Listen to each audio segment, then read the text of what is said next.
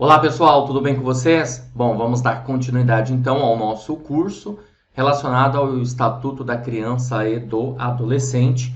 Dessa vez falaremos a respeito do direito à convivência familiar e também comunitária. Então, algumas informações pertinentes aí para você a respeito desse tema. Então, acompanha comigo. Olha só, galera. Do artigo 19 até o artigo 52C, deixa eu só pegar aqui uma caneta para você visualizar aqui comigo, né? Ó. Do artigo 19 ao 52C, você vai encontrar justamente, né, informações pertinentes ao direito à convivência familiar e comunitária. É muito importante, viu, galera? Leva isso, por favor, na maior importância e relevância do seu concurso, tá? Não fique somente nas aulas online. São importantes? São, para você entender o contexto e tal, mas você precisa ler o Estatuto da Criança e do Adolescente, principalmente esses artigos que eu vou mencionando ao longo das aulas, tudo bem? Para complementar o seu estudo, nada melhor do que a própria legislação, tá? E aí, juntamente com a aula que você consegue compreender, com certeza absoluta você vai conseguir ter uma nota muito satisfatória na sua prova, beleza? Então, leia mesmo.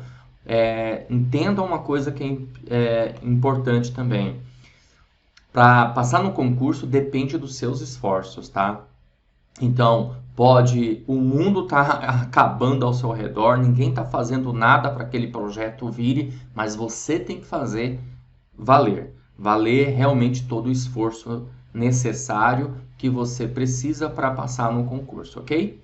Bom, mas o que vai dizer, né, informar esses artigos? Bom, esses artigos, pessoal, vai informar sobre que propicia o desenvolvimento integral da criança e a família é a base da sociedade, né? Nós sabemos disso. É uma introdução aí do direito à convivência familiar e comunitária. Então, a família é a base. Logo, isso significa dizer o seguinte: para tirar alguma criança da família é uma ideia, né, e concepção excepcional, eventual, ok? Por quê? Porque lugar de criança, como você já bem sabe, né, é na família, no seio da família. O acolhimento institucional que nós podemos ter numa determinada situação, por conta, por exemplo, do abandono, os pais abandonam os filhos, né? Agressão, violência, tortura, entre outras situações que podem ocorrer, é excepcional a necessidade, né? Então, colocação em família substituta também passa a ser uma ideia excepcional. Por quê? Partimos desse princípio, dessa base que a família é o lugar onde a criança deve estar. Ok? Bom, caminhando, né?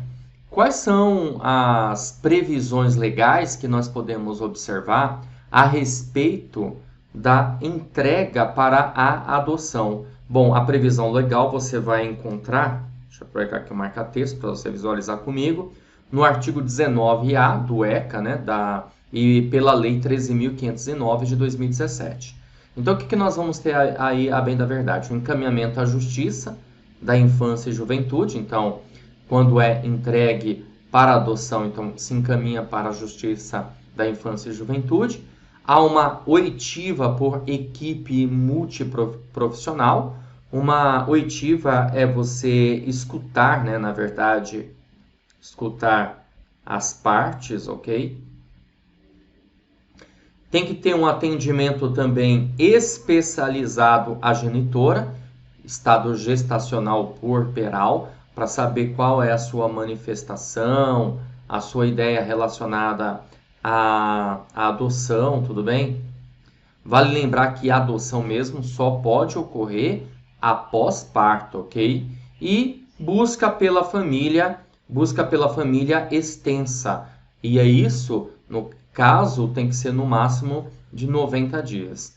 Após o nascimento, confirma-se em audiência a pretensão de entregar a criança para adoção. Conforme eu falei para você, só pode ocorrer mesmo a adoção após o nascimento. Detentores da guarda têm 15 dias para propor ação de adoção a contar do término do estágio de convivência. Então, veja, Cuidado, hein? Conceitos de guarda, tutela e adoção são diferentes, tá? Ó, guarda é diferente de tutela, que consequentemente é diferente também de adoção, ok?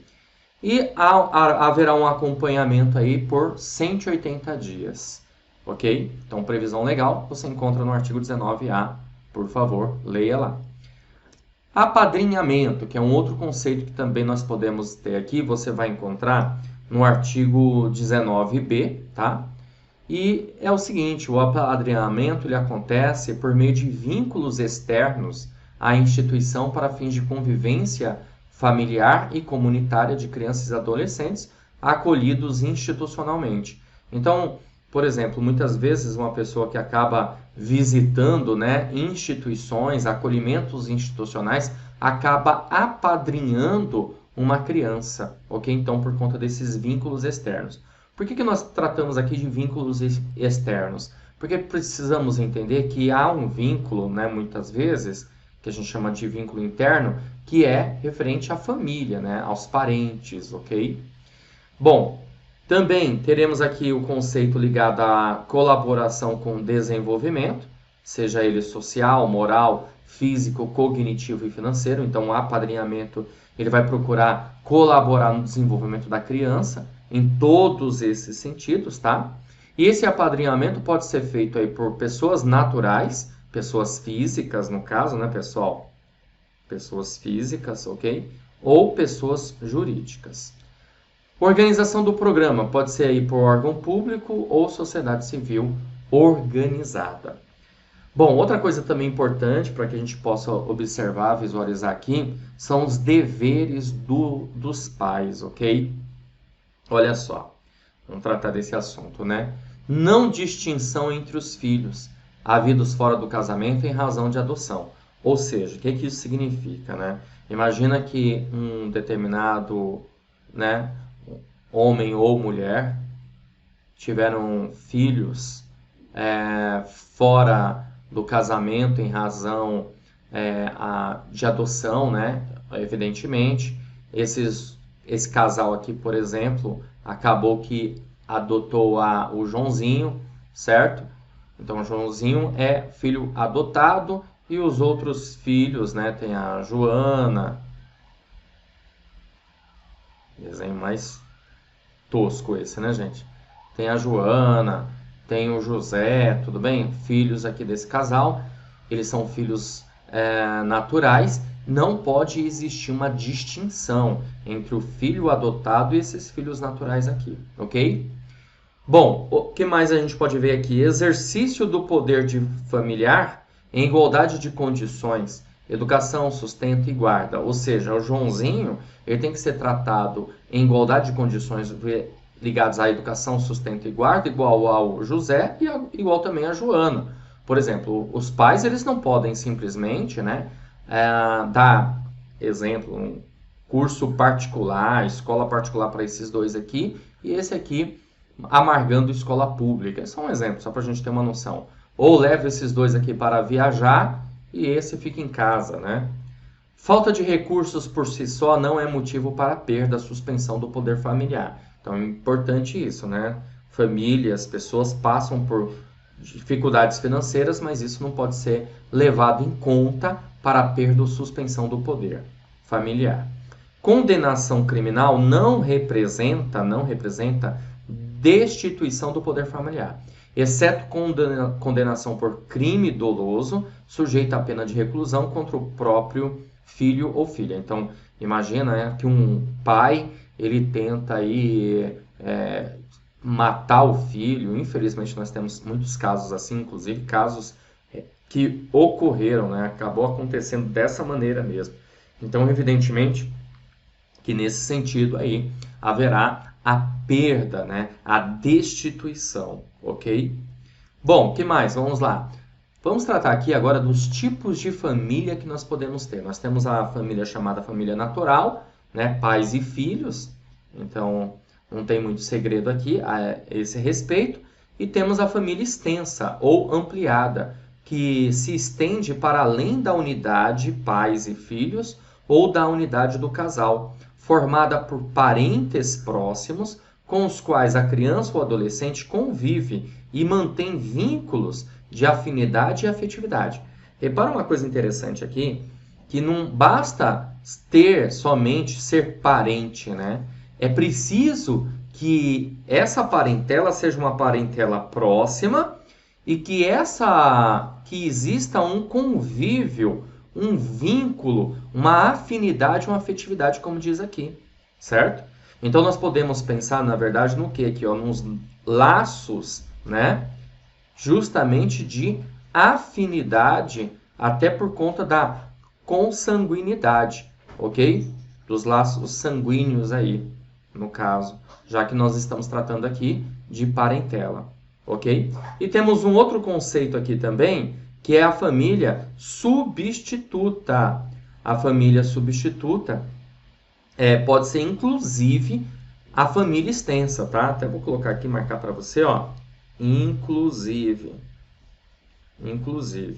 A família extensa, tá? E no caso aqui, a guarda pode ser por um tempo, né? Ou tutela permanente. Olha só, em razão de guarda, tutela e adoção, pode ser dar perante a família extensa ou qualquer outra família legalmente habilitada. Então, ó, inclusive família extensa, tá? Inclusive família extensa, certo? Beleza? Bom, colocação da criança e do adolescente, guarda, tutela ou adoção. E aí a gente pode observar o seguinte, tá? Que a adoção para a família extensa não pode para ascendentes e para irmãos. Não podem ser pais adotivos, ó. Então, cuidado. A adoção, no caso, deixa eu colocar essa informação aqui, não pode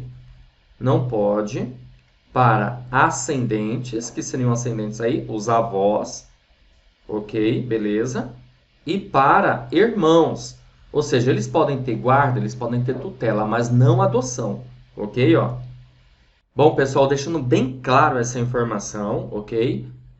Avós, ascendentes e irmãos do adotado não podem ser adotivos, né, por eles, ok? Certo? Então, uma regrinha interessante sobre adoção. Fique esperto com isso. Agora, por exemplo, outros parentes, né, colaterais, sem problema. O que não pode ser os ascendentes e os irmãos. Não podem adotar. Eles podem até ter a guarda, a tutela, mas não podem adotar. Porque a adoção, ela tem um conceito aqui bem interessante, né? Que a adoção passa a ser algo definitivo. Então, por lei, não se pode. Pode ter a tutela no caso. Bom, mas vamos dar continuidade, né? Acolhimento institucional, conceitos relacionados a isso para vocês. Acolhimento institucional, pessoal, é um instrumento breve e temporário, tudo bem? Ó? Isso é muito importante você guardar. Instrumento breve e temporário, quando se há um acolhimento institucional, ou seja, um local onde uma criança, um adolescente ficará, né? Depende de uma decisão judicial, ou seja, quem decide é o juiz, e ocorre quando a criança está numa situação de risco, tá bom? E no caso, olha que importante essa aqui, guarda essa informação, tá? Esse acolhimento é de no máximo 18 meses. No período em que o indivíduo é criança e adolescente, faz-se necessário o acolhimento para o seu desenvolvimento. É preciso ter uma constante avaliação. Então, a cada 3 meses, esse acolhimento, tá? Ele será avaliado. E isso ocorre por intermédio de relatórios multidisciplinares, ou seja, uma equipe, tudo bem? Que vai verificar, avaliar, ok? E encaminha isso para o juiz. O acolhimento ele será feito por famílias ou instituições, ó. Então, bem interessante você entender isso, é muito importante, tá? Quando a gente fala de acolhimento, não só é um acolhimento organização, né? Mas um acolhimento, inclusive, familiar ou por uma instituição. Caso os pais estejam numa situação de melhoria, poderá o juiz reintegrar. Ó, tanto o juiz pode reintegrar, como o juiz pode chegar à conclusão, por conta das avaliações, que haverá uma necessidade de destituir. Imagina, por exemplo, que os pais eles estão numa situação de vício, né, de drogas, que colocam em risco, no caso, a vida dos filhos, né? E por mais que se tenha esperado um tempo para verificar e visualizar a melhora desses pais, não ocorreu. Então o juiz pode até, no caso, destituir. E destituição é algo definitivo aí no caso, tá? Se a avaliação verificar que não há como reintegrar, é repassado para o MP para outras medidas, certo? MP aí no caso, o Ministério Público. Bom, e temos aqui também uma ideia de ordem de colocação da criança, adolescente em família substituta, que eu quero que você visualize aí comigo. Ok, pessoal? Olha só, galera. Nós temos aqui justamente essa ideia, deixa eu só trocar aqui de cor, para você visualizar comigo, tá? Uma ordem. Uma ordem de, vamos entender, uma hierarquia. Certo? Então, em primeiro lugar, a ideia é que a criança, né, os filhos, a criança ou adolescente, esteja com os pais, ok? Esteja com os pais. Esse é o grande X da questão, né, que é preciso entender. Ou seja, a administração pública, o poder público, por meio de uma determinação judicial, só vai retirar mesmo o filho do seio ali dos pais, né, da família, quando não tem mais jeito, ok? A priori, isso deve ser levado em consideração. Aí nós temos a família extensa, né, que pode ter, no caso, a guarda de uma criança, de uma adolescente, então seria uma ordem aí hierárquica em segundo plano. E num terceiro plano nós temos a família substituta, que pode ser feita aí por parentes ou não parentes. Os parentes aqui podem ser os avós, podem ser os irmãos, só lembrando daquela regrinha que eu já comentei para vocês, né? Que no caso dos avós e dos irmãos, eles podem, na verdade, ter a tutela, mas não a adoção, ok? Fica claro isso para você. E claro que nós podemos ter aqui também outros parentes, e no caso dos outros parentes, aí sim, nós podemos ter a tutela e também a adoção, como no caso aí de um tio, né? Ok? Legal? E temos também não parentes. Não parentes, tanto a adoção aqui, deixa eu só trocar de cor, para você visualizar aqui comigo. Vamos lá. Não parentes podem ser, inclusive, uma adoção nacional, ok? Adoção nacional ou uma adoção internacional, certo? Inclusive essa adoção internacional pode ser por brasileiro ou estrangeiro, ok? Vale lembrar para você o seguinte, tá? Que no caso, a preferência que sejam para brasileiros, ou seja, uma adoção nacional, e se for uma adoção internacional, que seja também para brasileiro, tá bom? Dá-se prioridade, então, para os brasileiros. Beleza? Bom, e claro que a gente pode ocorrer aí também, como eu já trouxe para você aqui, um conceito de apadrinhamento e também o acolhimento institucional. Então, a ideia, a bem da verdade, né, é que haja esse conceito e essa noção que podemos ter a respeito dessa ordem de hierarquia aí. Primeiro, família natural, segundo, família extensa e, por fim, terceiro, família substituta. Tudo bem? Levando em consideração que avós e irmãos só podem ter tutela, não podem adotar. Legal? Vamos lá. Vamos caminhar. Bom, eu tenho uma questãozinha aqui para resolver com você. A questão diz assim: Adriana tem 15 anos e deu entrada em um serviço de acolhimento institucional no final de sua gestação. Após o nascimento, a criança, alternativa A, por determinação judicial, será colocada em família substituta. Alternativa B, terá garantida a convivência integral com a mãe. Alternativa C, será entregue aos avós maternos, caso existam. Alternativa D, deverá ser entregue para adoção. E alternativa E, ficará sob os cuidados de uma entidade religiosa. Bom, pessoal, o gabarito da nossa questão é alternativa B, tudo bem? Alternativa B. Terá garantida a convivência integral com a mãe, pessoal. Veja bem, Você precisa visualizar e perceber que aqui não está trazendo informações pertinentes que a Adriana ela escolheu, por exemplo, não ter o seu filho ou teve um tratamento inadequado, violento, ou ela tem problemas sérios psíquicos, drogas e assim por diante. Só simplesmente informou que ela foi atendida no acolhimento, tem ali um acolhimento institucional, tá? E no final da sua gestação, após o nascimento da criança, o que vai acontecer? A ideia é aquela ordem hierárquica de família natural, certo? Por isso ficamos aí com alternativa B. Bom, vamos lá. Temos aqui a questão número 2 para resolver. A questão número 2 diz assim: a comunidade formada pelos pais ou qualquer deles e seus descendentes corresponde, no Estatuto da Criança e do Adolescente, ao conceito de família. A comunidade formada pelos pais ou qualquer deles correspondentes e seus descendentes. Que no caso, que seriam os descendentes? Os filhos, né? No caso aqui, tudo bem? De acordo com o Estatuto, esse conceito é de família o quê? Alternativa A, biológica. Alternativa B, consanguínea. Alternativa C, natural. Alternativa D, vertical. Alternativa E, parental. Bom, o conceito que nós temos aqui é conceito natural, família natural, como você observou aqui comigo. Nós podemos ter a família natural, a família extensa e a família substituta. No caso, ficamos com a alternativa C. Ok? Vamos lá resolver mais uma questão.